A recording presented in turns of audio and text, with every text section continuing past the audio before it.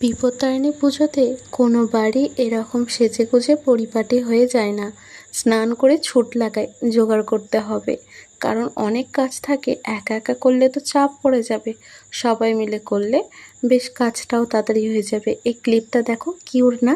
এটা একটা আমার স্টুডেন্টের মা আমাকে এনে দিয়েছে রথের মেলা থেকে। লাখ টাকার চেয়েও দামি। আমার জন্যে যে মনে করে এনেছে, কে কার জন্যে আনে বলো? ভাড়া না বসলে কি কেউ আনে?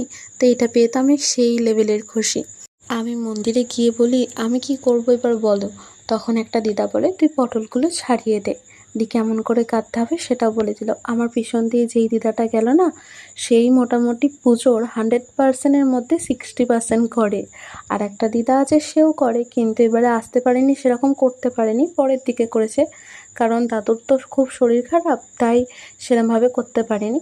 তো মোটামুটি পাড়ার সবাই ছিল হাতে হাতে করতে করতে, বেশ কাজগুলো তাড়াতাড়ি হয়ে গেছিলো। প্রথমে দাদু সব ঠাকুরের জন্য করে নেওয়ার পর তারপরে সবাই মিলে হাতে হাতে করেছে। মা যখন আলু কাটছিল, আমি মায়ের তখন ভিডিও করছিলাম। মাকে বললাম, আমার দিকে তাকাও। মা এমনভাবে তাকাচ্ছে, আমি বললাম, তুমি ওই ভিলেনের মতন তাকাচ্ছ কেন? মা আমার কথা শুনে হেসে ফেলেছে, তারপর আবার ভালো করে ওই জন্য তাকিয়ে হাসছিল।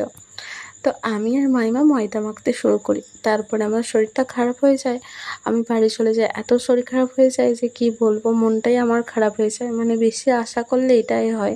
তারপরে তো আমি আর কোনো কাজই করতে পারিনি, পাড়ার সবাই করছিল। প্রচুর ভিড় হয়েছিল, বাড়ি থেকে সবার চেঁচামেচি শুনতে পাচ্ছিলাম। এবছর তো দেখাতে পারলাম না, পরের বছর অবশ্যই দেখাবো। এই যে লাস্টে সবাই বেশ হাসি খুশিভাবে কাজটা সম্পূর্ণ করলো। জয় মা বিপত্তারিণীর জয়।